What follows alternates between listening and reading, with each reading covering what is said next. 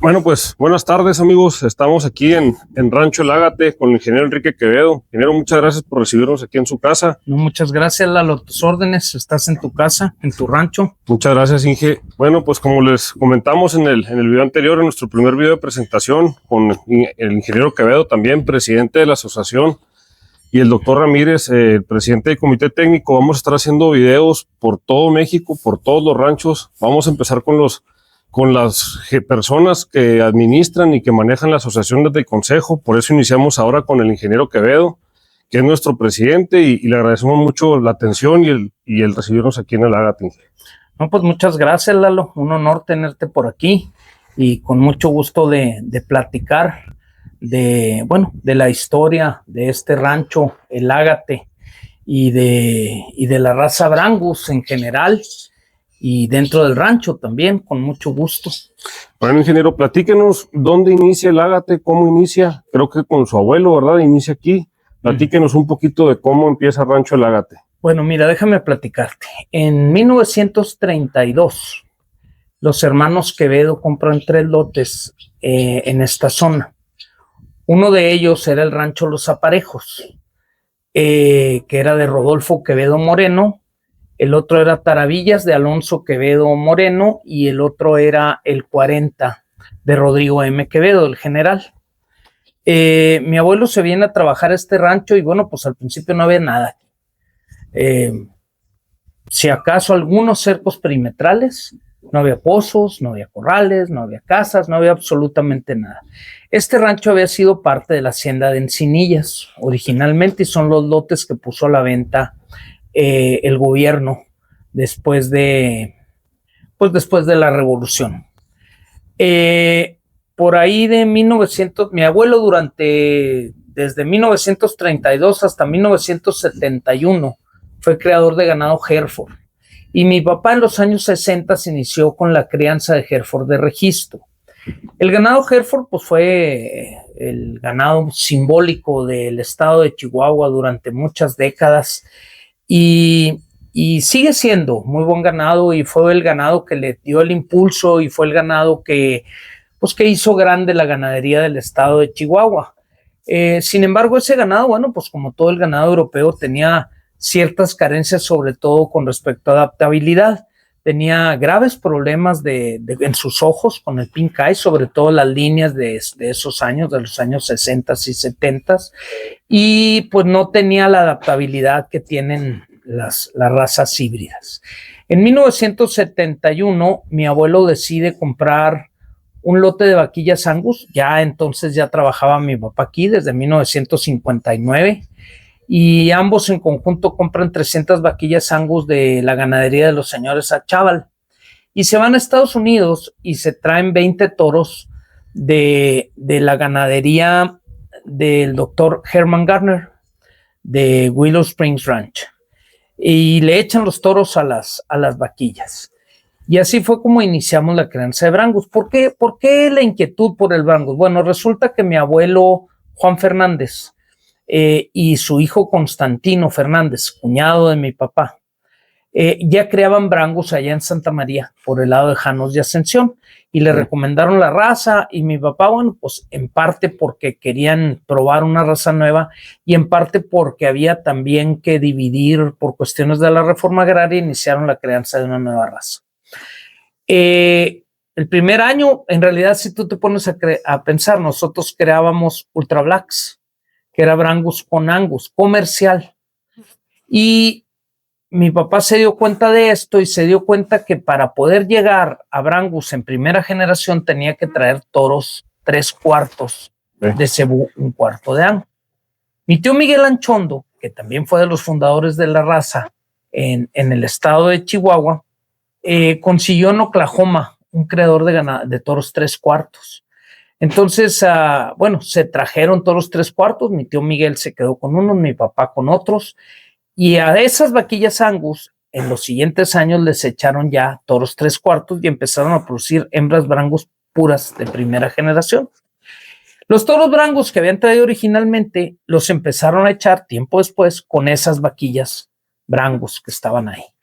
Y bueno, fue así como se inicia el criadero de ganado comercial, que hasta la fecha seguimos criando ganado comercial Brangus. El ganado de registro, mi papá siempre fue muy inquieto en el sentido de querer criar ganado de registro, sobre todo para producir sus propios toros. Él decía que era muy buen negocio producir tus propios toros, que salían adaptados y la buena genética. Y en 1972, a principios del 72, se fue a Estados Unidos y se trajo 19 vaquillas de la ganadería del señor Luis Siriani y un toro que compró en San Antonio de la ganadería de Stockade Ranch, que por cierto ese toro había sido el gran campeón de San Antonio, y así inició su criadero de ganado de registro. En 1973 fue la primera producción y acudió con esos toros, como había acudido con los Hereford, fue la primera vez que yo creo que hubo toros Brangus en una exposición, a la Feria de Zacatecas. En 1973 y allá expuso sus toros. Obviamente pues no había competencia y todo el mundo los veía y decía, ¿qué es eso, verdad? Vendió sus toros, le fue muy bien, y de ahí en adelante pues agarró vuelo creando ganado Brangus de registro y continuó con su ganado Brangus comercial. Entonces aquí inicia el criadero de don Enrique Quevedo Arzate en el 73 de registro. Es correcto. Se me pasó comentarte que en 1971, a pocos meses de haber comprado el lote de vaquillas Angus, mi abuelo murió, mi abuelo Rodolfo murió. Y pues se dividió el rancho en dos partes, que fue cuando nació el rancho El Ágate como una parte del rancho Los Aparejos. Ahorita donde estamos sentados en este momento es la casa del rancho El Ágate que construyó mi papá en 1972. Entonces, a la muerte de mi abuelo, mis tíos sus hermanos querían el ganado Hereford y mi papá se quedó con las vaquillas Angus y con los toros Brangus.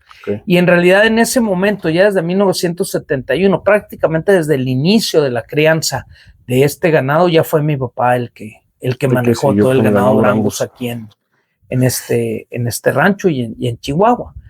En ese entonces, la raza Brangus empezó a tomar vuelo, no solo aquí, sino que también el señor Miguel Anchondo, mi tío, era hermano de mi abuela materna, mi tío Tino Constantino Fernández, Óscar Fernández, Federico Flores, Juan Ochoa, diferentes personas empezaron a crear ganado Brangus en esos años.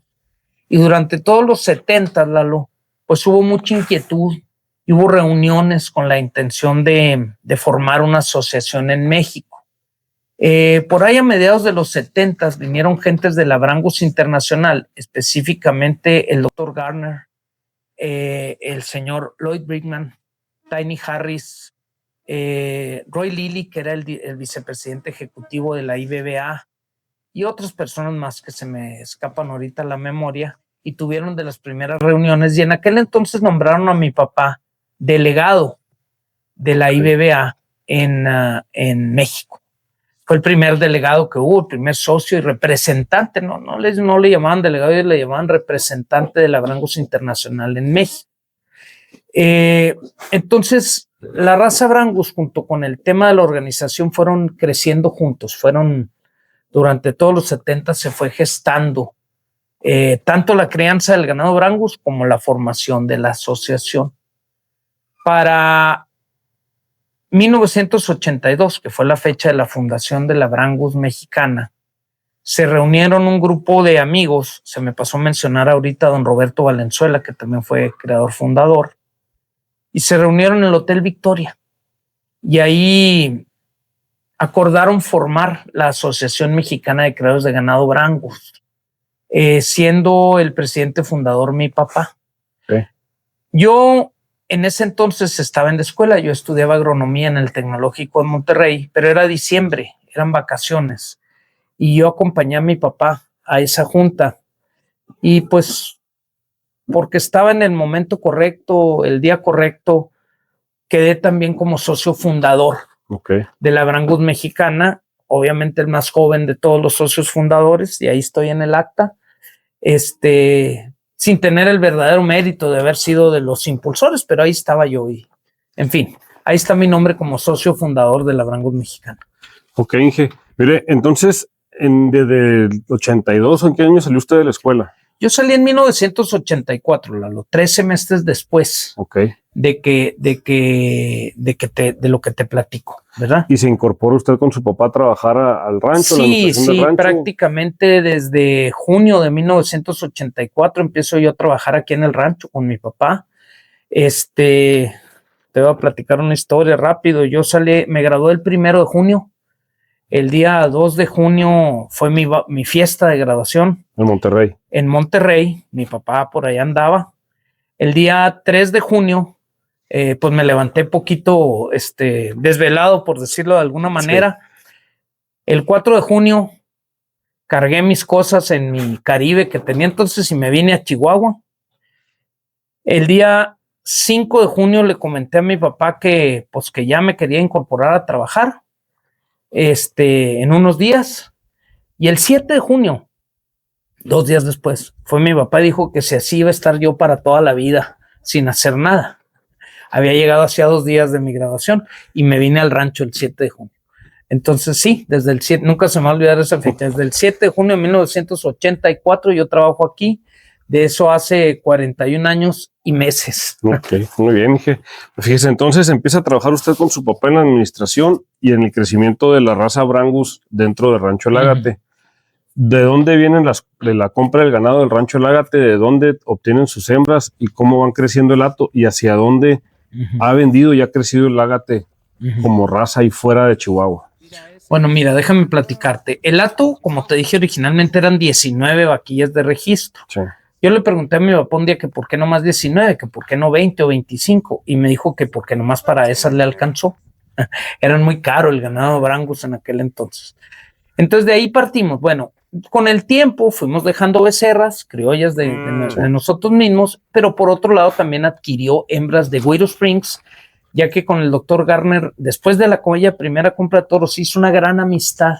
Y de hecho nuestros siguientes sementales vinieron de Willow Springs, de la línea Cloud, de la línea Rocky Joe, o sea, muchos toros vinieron de Willow Springs y algunas hembras en aquellos años, y llegamos a tener, no sé, a finales de los 80 eran de 120 o 130 vacas registradas, pero vendíamos muchos toros comerciales. En aquel entonces los toros comerciales se usaban mucho, y como nosotros teníamos toros Brangus de raza pura, lo que hacía mi papá era desahijar los becerros, echarlos a la sierra un año entero y venderlos cuando ya iban a cumplir 2 años. Ya era un gran negocio. Se vendían los toros comerciales a $1,000 de los de aquel entonces, cuando un becerro valía 300. Entonces, era un gran negocio. Vendíamos los toros y vendíamos, no sé, 150 toros comerciales al año, más unos poquitos registrados, pero además mi papá criaba sus propios toros. ¿A dónde mandábamos toros? Mandábamos muchos toros a Durango, mandábamos toros a Nuevo León, mandábamos toros a Sonora y dejábamos muchos toros en el estado de Chihuahua. Ese fue el principio de la crianza de ganado de cría. Y las becerras comerciales de toda la vida, reponíamos lo que era nuestro y vendíamos lo demás. Y siempre han tenido muy buen precio las hembras de reemplazo Brangus. Ese es el gran negocio de la raza. Independientemente que los novillos, producto del ganado comercial, que no eran los hermanos de los toros comerciales, se vendían muy bien en la frontera como número 1. Siempre se han vendido como número 1. ¿Qué pasó después? Bueno, antes vale la pena comentarte que en 1992 siempre fui yo muy inquieto. Pues se me antojó 10 años después de que mi papá ha sido, más bien pocos años después, porque mi papá fue 82, 84, 84, 86, 2 periodos de 2 años. En 1992 entré por primera vez a la presidencia de la Asociación Brangus Mexicana. Muy joven yo, tenía 30 años. Y bueno, pues en aquel entonces estuve 2 periodos, 92, 94 y 94, 96. En esos años, Lalo, se inició el programa de ganado mejor a nivel nacional, y la Asociación Brangus Mexicana no registraba en México. Todos los registros se mandaban a la IBBA en los Estados Unidos, y para poder vender en el programa de ganado mejor había que tener un registro mexicano y habría que abrir los libros en México, y había que hacer que se aceptara la Asociación Brangus Mexicana como raza, que ya estaban metidos los papeles, ya existíamos con una patente temporal en aquel entonces Arch. Y teníamos una, no registrábamos en México y no pertenecíamos a la Confederación Nacional de Organizaciones Ganaderas.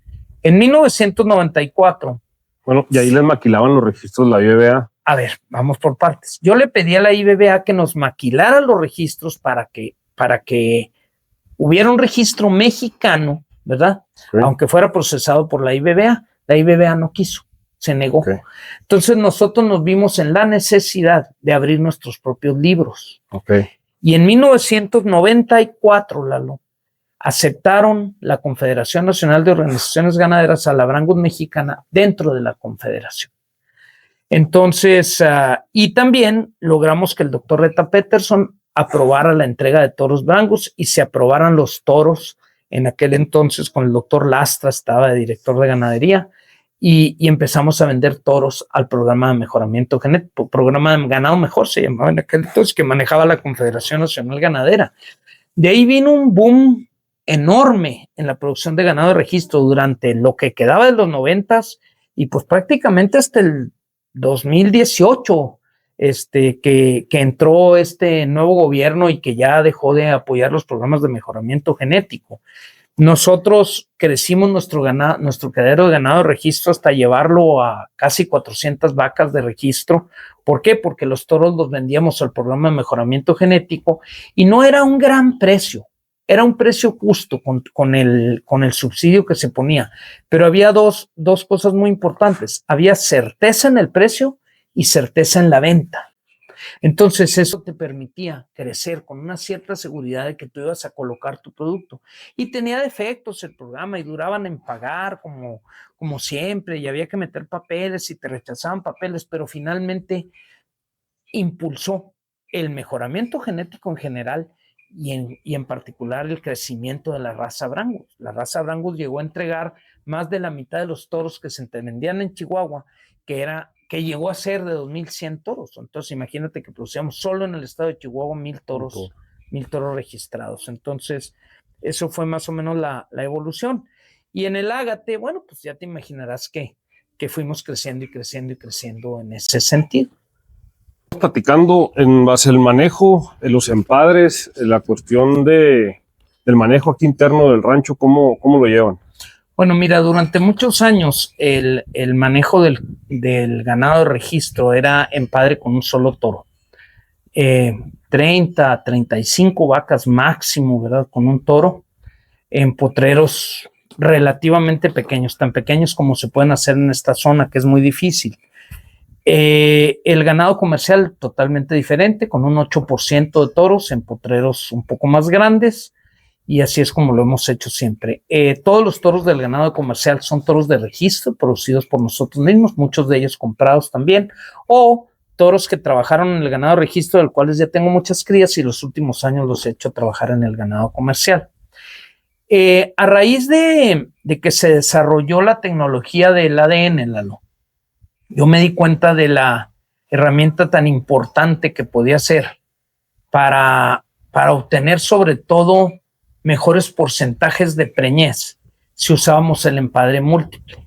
Entonces empezamos a echar lotes de 50 vacas con 2 o de 60 con 3 toros. Siempre buscando toros de excelente calidad genética. Ahorita pues prácticamente todos los toros que trabajan aquí en el rancho o son americanos, importados, seleccionados de diferentes ganaderías, principalmente de Mount Creek, o son toros comprados en México, toros de excelente calidad o creados por nosotros que son campeones. Pero te estoy hablando que probablemente mexicanos trabajan el 20% de los toros y 80% de los toros que trabajan son americanos. Obviamente utilizar toros americanos tiene sus inconvenientes porque pues, llevan un periodo de adaptación largo. Pero en fin, a partir de eso, Lalo, pudimos hacer el empadre múltiple y sacar muestras de ADN a todas las crías. Primero aprovechamos el programa del gobierno federal y tipificamos todas las vacas y todos los toros del rancho para tener una base de datos con el ADN. Y de ahí en adelante, Lalo, en cada herradero al momento de poner los números, al momento de poner fierro y números, sacamos una muestra de sangre con una tarjeta de ADN, mismo que te entregamos a ti para que tú las mandes a tipificar a Neogen. Y de ahí pues sacamos la paternidad. Entonces de esa manera pues fue muy, muy sencillo todo lo del empadre. Sin embargo, también inseminamos, ¿verdad? Entonces, un porcentaje importante de nuestras vacas, vamos a decir un 30-35% de nuestras vacas se inseminan cada año y de ahí sacamos crías de inseminación. Yo siempre he creído, ¿verdad?, que nosotros no somos creadores de punta, Lalo. Dejamos que la crianza de punta esté en otras ganaderías. Nosotros somos reproductores de genética. Nuestro negocio está en producir muy buenos toros de registro que puedan usar los creadores de ganado comercial. Y dentro de esos muchos toros de registro, tenemos algunos toros excelentes que pueden llegar a competir en los campeonatos nacionales y en las exposiciones y donde tú quieras. Pero no es nuestro objetivo. Nuestro objetivo es reproducir genética. Cuando tú no quieres, porque así está diseñado tu negocio, ser el líder de la genética del país, ¿qué es lo que tienes que hacer? Lo que tienes que hacer es escoger una ganadería líder y comprarle a él de sus mejores toros para que él te lleve por el camino del mejoramiento genético. Nosotros le decimos agarrarte de la cola y él te va a ir jalando. Tú síguele comprando a él. Él va a seguir siendo el líder, pero tú vas a ir justo detrás de él. Esa es nuestra política, es lo que hemos hecho durante muchos años y lo seguimos haciendo. Cada año vamos por 2 o 3 toros a los Estados Unidos comprados en Mount Creek y cada año andamos a la cacería de excelentes sementales en México. Y por qué no, cuando tenemos algún toro muy sobresaliente creado en este rancho, también lo dejamos para trabajar. Entonces, es la forma en la que lo manejamos. En cuanto al manejo general, bueno, pues son muchos potreros con 50 o 60 vacas cada uno, con sus toros. Tenemos muy dividido el ganado por su estado reproductivo. Las vacas paridas temprano, las vacas paridas un poco más tarde, las vaquillas, las vacas que quedaron vacías por algún motivo el año anterior, y a cada una de ellas las manejamos de diferente manera. Estamos muy pendientes de las vacas preñadas para estar pesando al nacimiento los becerros. Te mentiría yo si te dijera que siempre encontramos el becerro a las horas que nació. No es verdad. A veces lo encontramos tarde en la tarde o al día siguiente temprano, pero procuramos hacerlo lo mejor posible para obtener esos pesos de nacimiento. Y no es tan difícil cuando tú tienes todas las vacas que van a parir, que no han parido todavía en un solo potrero, ¿verdad? Porque nomás ahí vas a revisar, no tienes que andar todo el rato. Tenemos además un manejo sanitario muy controlado, muy agresivo. Somos hato libre, el ganado comercial y de registro, desde 1993. Que se hizo la primera prueba. Bueno, en el 94 logramos el hato libre de brucela y de tuberculosis y lo hemos mantenido. 100% de las vacas de este rancho se prueban de brucela y tuberculosis cada año. A eso agrégale que tenemos un programa de vacunación agresivo. Usamos en este momento Bobby Chill Gold, que es la viral, y usamos la Ultravac 8, que es la que tiene Bacterella cyclostridiums. A todo el ganado. Con eso pues evitamos, con las vaquillas vacunadas, ¿verdad? Pues evitas en su mayor parte que venga el IBR y que vengan las otras enfermedades virales tan agresivas. Y por otro lado te comento que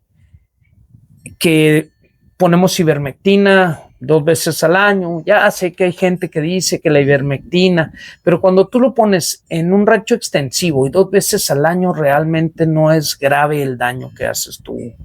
Y ahorita, pues con el tema del gusano barrenador, pues más ivermectina tendremos que usar.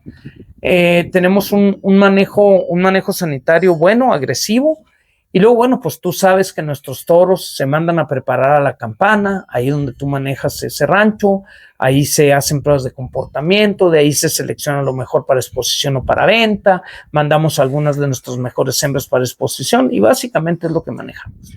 ¿Qué sigue y qué viene para el ágate en los próximos años? Híjole, Lalo, mira, pues ahorita estamos en un momento muy difícil, ¿verdad? Con la frontera cerrada por el tema del gusano barrenador. Tú viste ahorita, ya tomaste unas fotografías de lo que tenemos de venta, becerros y becerras, que gracias a Dios yo tuve la oportunidad y la visión de alguna manera de hacer 2 exportaciones antes de que se cerrara la frontera, una con becerros que debían de haber salido en diciembre y otros con becerros y becerras que logré hacer después. Me quedó casi el puro ganado chico, un que otro becerro grande por ahí que salió de RPPN. Entonces estamos bien. Si lográramos vender ese ganado para octubre, noviembre de este año, no pasa nada. Sin embargo, si la frontera sigue cerrada, se va a caer el mercado no solo de los novillos, se va a caer el mercado de los toros. Ahorita el mercado de los toros está bien, Lalo, porque hay la expectativa de que se va a abrir la frontera y porque ha llovido mucho. Entonces, de alguna manera, pues tú lo sabes, se están moviendo toros, la gente está preguntando. Y teníamos pocos toros, derivado de la sequía tan grande que habíamos tenido los años anteriores. ¿Qué viene en el futuro? Pues este es negocio de aguante, Lalo. En este negocio tenemos que seguir haciendo lo que sabemos hacer, que es producir toros, que es producir vaquillas de reemplazo, que es producir novillos de exportación. Si la frontera quedara cerrada en el largo plazo, los chihuahuenses vamos a tener que buscar la forma de engordar y matar en Chihuahua y vender carne, ya sea al mercado nacional o al de exportación.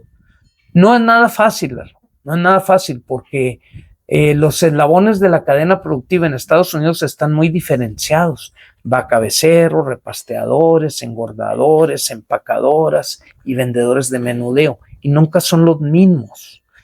Y aquí debía ser lo mismo, pero no es así. Aquí se le pide al ganadero que produzca el becerro, lo desarrolle, lo engorde, lo mate y lo venda él mismo, y es muy difícil que eso suceda. El gobierno debería buscar la forma de desarrollar los eslabones. Cerrar un ciclo completo. Claro, el eslabón de la cadena, o sea, es que, insisto, en Estados Unidos es muy exitoso, pero no es el ganadero el que repastea, engorda, mata y lleva la carne a la tienda. Son eslabones muy bien diferenciados y cada uno tiene sus márgenes. Entonces aquí dicen muy fácil, es que los ganaderos de Chihuahua debían de vender carne. Pues sí, pero nosotros debíamos de venderle a los engordadores, pero engordadores que nos pagaran lo que vale el ganado de exportación, no engordadores que nos quieran ver ahorcados y nos paguen menos de la mitad del precio de lo que vale el ganado de exportación. Mientras las engordas mexicanas no paguen por lo menos lo que paga el ganado de exportación, pues no se va a desarrollar la engorda. Ahora, si se queda cerrada la frontera, pues nos vamos a ver en la necesidad de hacerlo, pero va a ser menos negocio. Entonces, yo confío sinceramente en que vamos a volver a exportar. Confío, este año ya fue bueno, pudiera ser excelente si sigue lloviendo, y pues hay que seguirle dando, Lalo, hay que seguirle dando para adelante al mejoramiento genético, a la organización ganadera. Bueno, tú sabes muy bien porque has estado conmigo. Yo después de haber sido presidente 92, 94 y 94, 96, volví a ser presidente 2007, 2010. En años anteriores y en años posteriores a eso me dediqué al servicio público. Fui jefe del Departamento de Ganadería del Gobierno del Estado, luego asesor del secretario, luego director de Desarrollo Rural Municipal y luego volví a la Asociación Brangus pues desde hace 11 años. Ya me debo retirar de este puesto, pero yo quiero dejar sembrada la semilla de 2 cosas. Primero, un reglamento que ya quedó autorizado para seguir produciendo ganado Brangus de Ultra Black en México. Y segundo, dejar funcionando el sistema con la Brangus Internacional para que el ganado mexicano se registre con el sistema americano, pero bajo las reglas mexicanas y con registros mexicanos. Yo creo que con eso la asociación y la ganadería Brangus en lo general va por buen camino en el futuro. Okay. Bueno, pues seguimos aquí en Rancho El Ágate. Ahorita andamos viendo la división de los caballos. Estamos aquí con el ingeniero Enrique Quevedo. Inge, platícanos poquito sobre las líneas, sobre el trabajo que hacen aquí con los caballos en el Ágate. Mira, esta caballada es descendiente, pues prácticamente es la caballada de mi abuelo Rodolfo, que tenía pura sangre. El que metió el primer cuarto de milla aquí, ahí a principios de los 70 fue mi papá, un caballo de línea 3 barras. Y de ahí hemos estado metiendo pues diferentes líneas de caballos cortos de milla.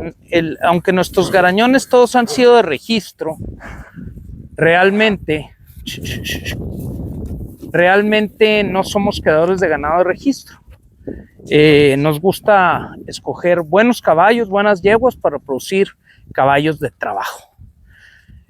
Y bueno, pues hemos tenido garañones de muchos tipos. En especial se lo compramos a Piedras Quarter Horses de Osvaldo Cházaro en una subasta en Durango. Vino potrillito y la verdad es que lo que más me gusta de este caballo son sus crías.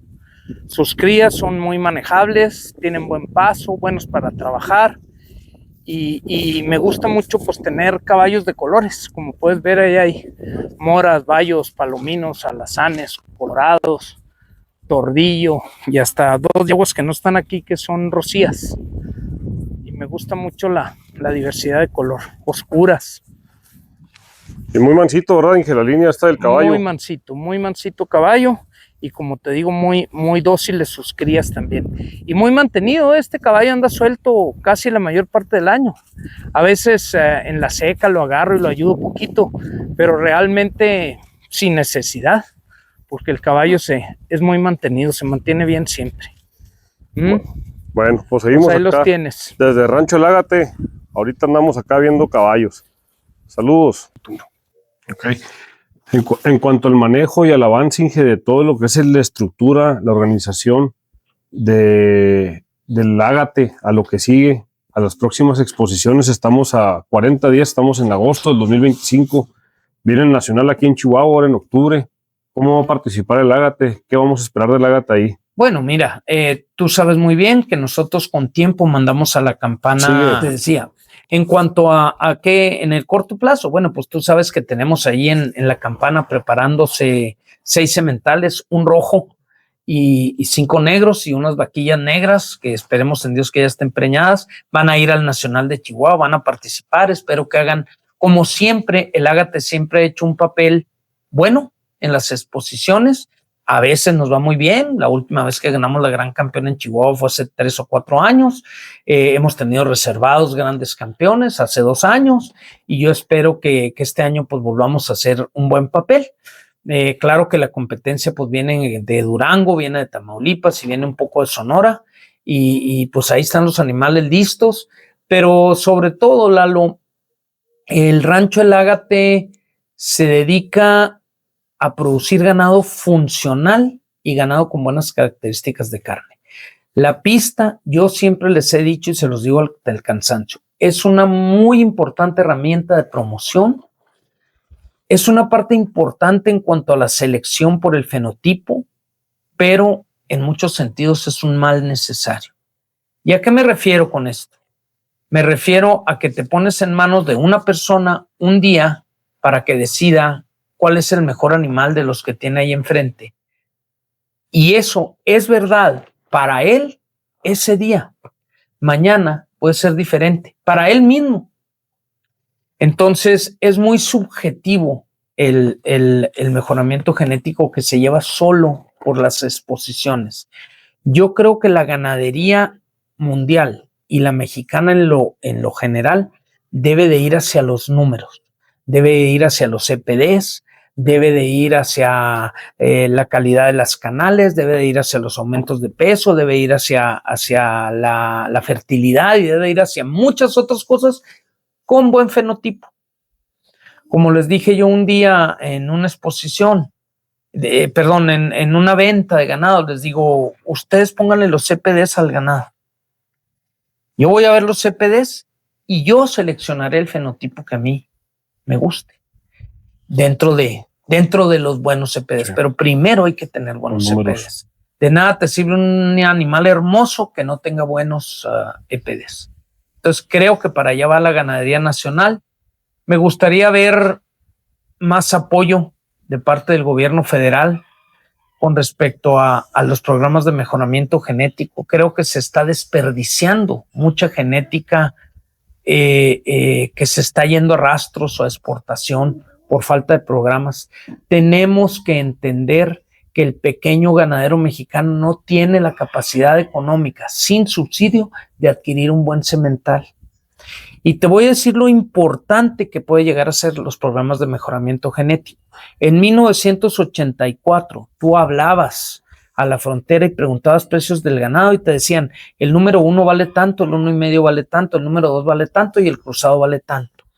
Ahorita tú hablas con cualquier comprador de ganado y el único precio que te dan es el del número 1. ¿Por qué? Porque ya no hay el mejoramiento genético. En 30 años hizo que en Chihuahua dejara de existir el ganado número 2. Todavía hay un poco de cruzado en la sierra y sobre todo el criollo, pero ese tiene un destino diferente, que es el rodeo. Y entonces, Lalo, el mejoramiento genético así de importante es, y el actual gobierno pues no lo ve de esa manera, y es la mejor forma de ayudar al pequeño ganadero, porque él va a tener buenas hembras de reemplazo y sus novillos o sus becerros de venta van a pesar mucho más y sus vacas de desecho van a ser mejores. Entonces, ojalá y hubiera más apoyo en ese sentido. Y el otro apoyo que necesitamos es que se refuercen los presupuestos de Senacic.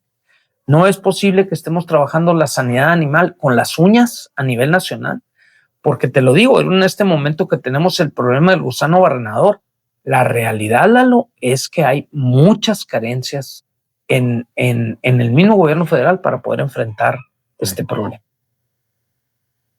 Bueno, Inge, en base a lo general, ahorita queremos que nos enseñe, que nos dé un poquito de historia de lo que ha ganado, de lo que ha cosechado a lo largo de estos años Rancho El Ágate. Lo vimos ahorita aquí, lo vamos a invitar a que conozcan la galería que tienen de aquí el rancho. Es un rancho que tiene historia, que tiene muchos años. Hay unas fotos que tienen con unos animales que no son brangos, pero esas las vamos a editar poquito. Pero vamos a entrar al Ágate, a la casa. Aquí nos estamos grabando ahorita, aquí en el porche. La marca del rancho. La entrada principal.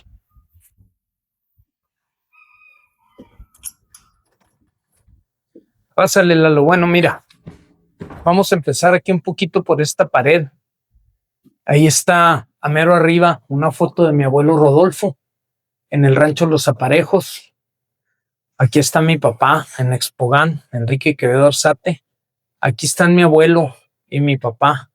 En los corrales de los matreros, fíjate cómo tienen las manos llenas de sangre, andaban capando los dos. Esa es una foto del general Quevedo en tiempos de la Revolución.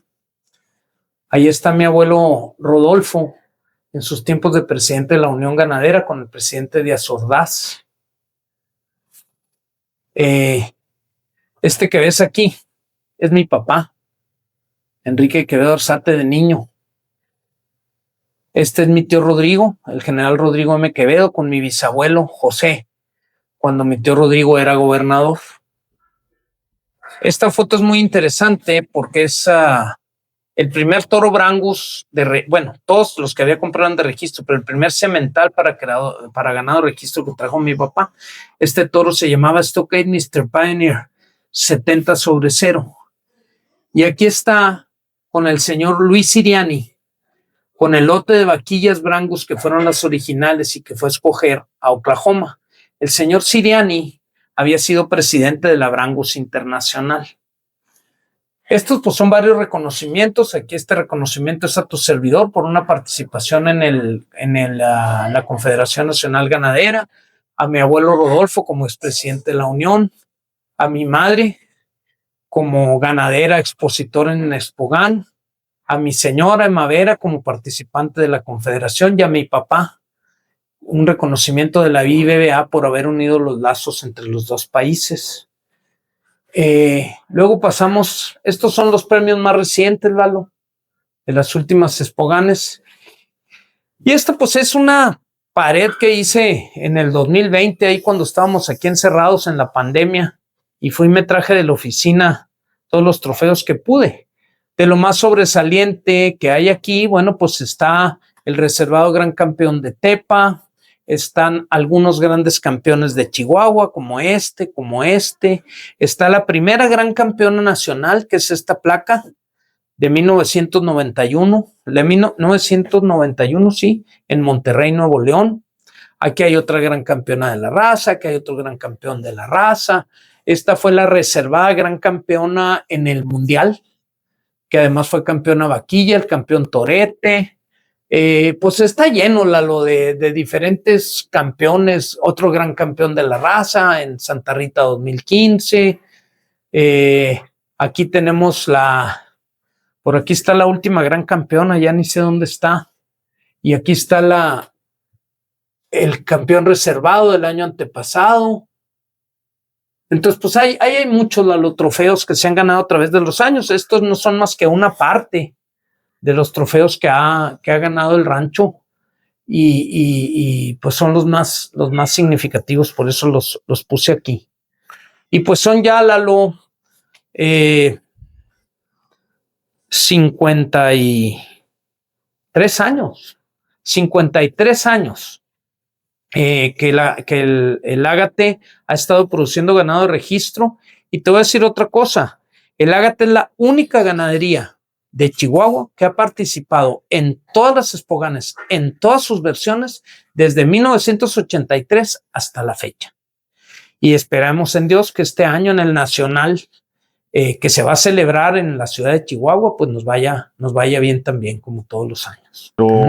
Bueno, ¿algún consejo que les pueda dar a los nuevos jóvenes, a los nuevos creadores de ganado Brangus? Está creciendo mucho la raza para lo que es del centro para abajo del país, en algo que los pueda orientar, que los pueden causar. Mira, el primer consejo que yo les daría es: críen buen ganado Brangus. No todo el ganado que se produce es tan bueno. Tienen que entender que la raza Brangus es una raza sintética que tiene muchos individuos sobresalientes, pero también tiene algunos individuos que están en la parte baja de la media. Hay que aprender a seleccionar. No cometan el error de decir que cualquier becerro prieto orejón va a ser un buen toro Brangus. No, señores. Seleccionen como se seleccionan todas las demás razas, ¿no? Y vendan buen ganado para que la raza tome fortaleza y para que la raza siga creciendo en los lugares donde no la conocen. En donde conocen la raza está muy bien establecida. En Chihuahua, en Sonora, en Durango, ya la gente conoce y conoce de buen ganado Brangus, entonces ya no hay ese problema. Pero en los lugares allá del sureste mexicano, donde la gente no conoce la raza, hay que venderles buen Brangus. ¿Para qué? Para que la raza crezca. Ese es el consejo que les doy a los jóvenes. No se dejen ir porque cualquier becerro. Si hay un becerro que no da la calidad, cástrenlo, véndanlo, le van a sacar muy buen dinero, pero no traten de venderlo como toro. Lo mismo las hembras, ¿verdad? Okay. Entonces, es el consejo que les doy. Y la otra, pues, es que perseveren, que este negocio... hay un dicho que decía un buen amigo americano, que decía que las vacas, cuando vas detrás de ellas, te llevan por un camino de estiércol, pero al final te sacan adelante. Así es el camino del creador. Vas detrás de ellas, pisando toda la caca. El año que entra va a ser el bueno. Así es. Bueno. Pues muchas gracias por la atención, por invitarnos a abrirnos la puerta de su casa y pues vamos a seguir trabajando y a llevar esta información y toda esta historia, toda la trascendencia del Brangus en México a través de las redes sociales, ahora a darle por este lado, a picar piedra. Muy bien, Lalo, pues muchas gracias por tu visita.